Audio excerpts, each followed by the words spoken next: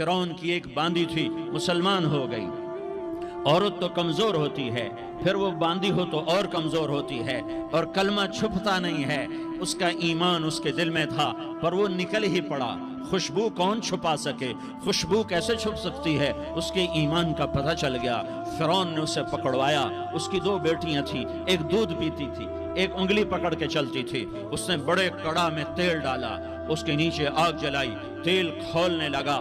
اس نے دربار سجایا اور اس کے اپنی باندی کو بلایا، اس کی دو بیٹیوں کو بلایا۔ یہ مائیں سن رہی ہیں کہ ماں اولاد کے لیے کیا کچھ کر گزرتی ہے، کیا کیا کچھ کر گزرتی ہے۔ مامتا سے تاریخ بھری پڑی ہے، اور اللہ نے بھی جو اپنی محبت کو تشبیہ دی ہے کہ میں اپنے بندوں سے محبت کرتا ہوں، تو باپ کی محبت سے تشبیہ نہیں دی۔ اللہ نے کہا میں ماں سے 70 گنا زیادہ پیار کرتا ہوں۔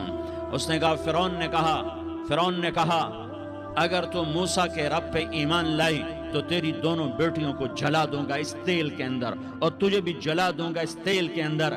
تو فرعون کی باندی نے کہا، فرعون یہ تو میری دو ہیں، اگر میرے پاس اور ہوتی، میرے پاس 100 ہوتی تو میں 100 بھی اللہ کے نام پہ قربان کر دیتی۔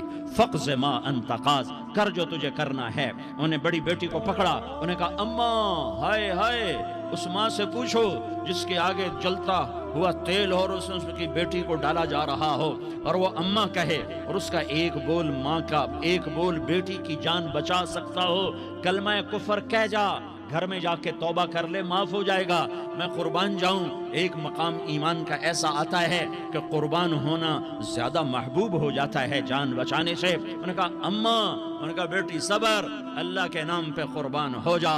عشق کی آگ ایسے ہی بھڑکتی ہے، شمع ایسے ہی فروزاں ہوتی ہیں، یہ کمکمے تو بجھ جاتے ہیں، لیکن یہ ایمان والے جو شمع جلا گئے یہ آج تک روشن ہیں، جن کی روشنی میں چلنے والوں کو راستہ مل رہا ہے۔ انہوں نے بڑی بچی کو پکڑا، ٹانگوں سے پکڑ کے یوں ڈالا، وہ ہائے کرتی گئی، اور وہ چٹک گئی، اور وہ جل گئی، اور وہ بھن گئی مچھلی کی طرح، تلی گئی مچھلی کی طرح۔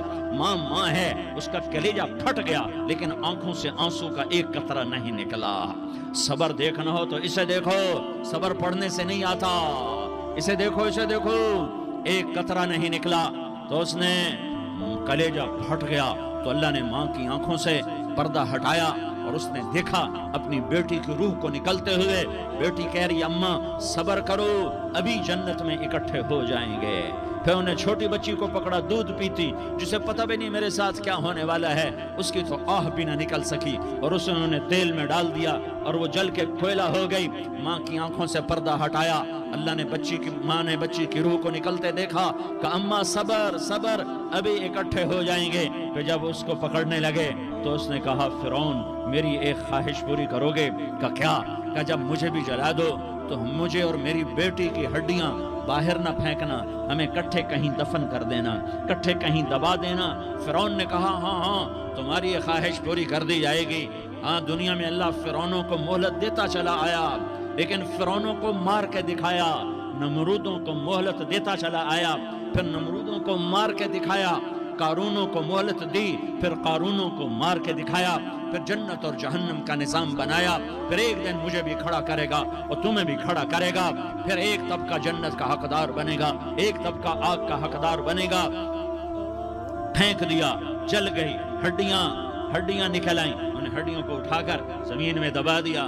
2000 سال گزر گئے، میرا نبی دنیا میں موسیٰ علیہ السلام کے 2000 سال بعد آتے ہیں، اور آپ معراج پہ چلتے ہیں۔ جب آپ بیت المقدس سے معراج کو اٹھے تو آپ کو زمین سے جنت کی خوشبو آئی، تو آپ نے ارشاد فرمایا جبریل میں جنت کی خوشبو سونگ رہا ہوں، یہ کہاں سے آ رہی ہے؟ تو آپ نے جبریل نے عرض کی یا رسول اللہ، فرعون کی باندی اپنی بیٹیوں کے ساتھ، اپنی ہڈیوں کے ساتھ جس جگہ پر دفن ہے، جس دن اسے دفن کیا گیا تھا، اس دن سے آج تک یہ خوشبو آ رہی ہے، اور یہ قیامت تک خوشبودار رہے گا۔ یہ زمین کا ٹکڑا کہ یہاں وہ دفن ہے جس نے اللہ کے ساتھ سودا کر لیا۔ ادھر آ ستمگر، ہنر آزمائیں، تو تیر آزما، ہم جگر آزمائیں، آہ نہ کر لبوں کو سی، عشق ہے دل لگی نہیں، سینے پہ تیر کھائے جا، آگے قدم بڑھائے جا، یا زبان حال سے کہہ دے کہ ہاں ستائے جا۔ ہاں لوگ سمجھتے ہیں موت بہت بڑی سزا ہے، ارے جس نے اللہ کو پا لیا اس کے لیے موت تحفہ ہے، تحفہ ہے، وہ دنیا کے دکھوں سے نجات پا گیا۔ اور آخرت کی نعمتوں کا حقدار بن گیا۔